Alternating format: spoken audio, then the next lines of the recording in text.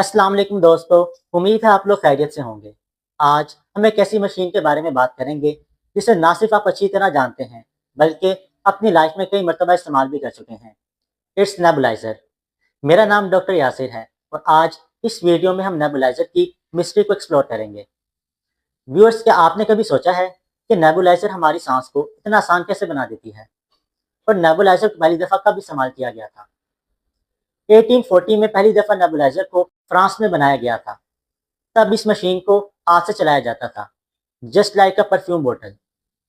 जैसे जैसे ज़माना बदला, हाथ से चलने वाला नेबुलाइज़र आज मॉडर्न बिजली से चलने वाली मशीन में तब्दील हो चुका है।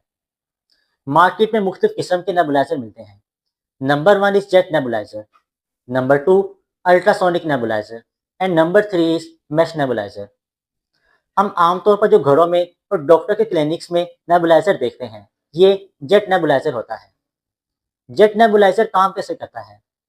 ये प्रेशराइज्ड एयर को इस्तेमाल करता है और लिक्विड मेडिसिन को छोटे पार्टिकल्स, जिन्हें एरोसोल कहा जाता है, उनमें बदल देता है।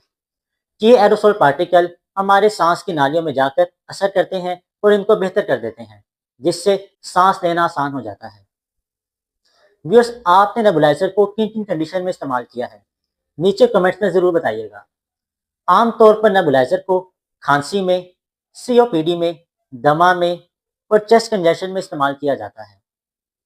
ये नेबुलाइज़र 3 तरह की मेडिसिन को इस्तेमाल करते हैं। Number 1 is bronchodilator, number 2 steroids and number 3 is normal saline. Bronchodilator आपकी सांस की नालियों में जाकर असर करते हैं और इनको खोल देते हैं। स्टेरॉइड्स आपकी सांस की नालियों की जो सूजन होती है, उनको बेहतर कर देते हैं। And number 3 is normal saline. ये आपकी सांस की नालियों में जो रेशा फंसा हुआ होता है, उसको क्लियर कर देते हैं।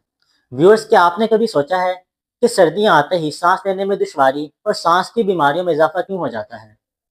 इसकी वजह है ड्राई एंड कोल्ड एयर। सर्दियों में हवा ठंडी और ड्राई हो जाती है। जब हम ये इनहेल करते हैं तो हमारी सांस की नालियां इनको वार्म और मॉइस्ट करने की कोशिश करती हैं और इसी कोशिश के नतीजे में वो अक्सर तंग हो जाती हैं और सूज जाती हैं, जिससे सांस लेने में दुश्वारी पैदा होती है। नेबुलाइजर का सबसे बड़ा फ़ायदा यही है कि ये मेडिसिन को उन्हीं सांस की नाली तक बआसानी पहुंचा देता है, ताकि वो अपना असर कर सके और सांस बेहतर हो सके। नेबुलाइजर का इस्तेमाल ज़्यादातर छोटे बच्चे या बूढ़े लोग करते हैं, जो कि इनहेलर का इस्तेमाल नहीं कर सकते। इनहेलर को इस्तेमाल करने के लिए टेक्निक की ज़रूरत होती है, जबकि नेबुलाइजर को इस्तेमाल करना बहुत आसान है। इसमें आपने सिर्फ मास्क लगाना होता है और नॉर्मल ब्रीदिंग लेनी होती है। ये खुद ब खुद ही उन पार्टिकल्स को आपके एयरवेज में पहुंचा देता है।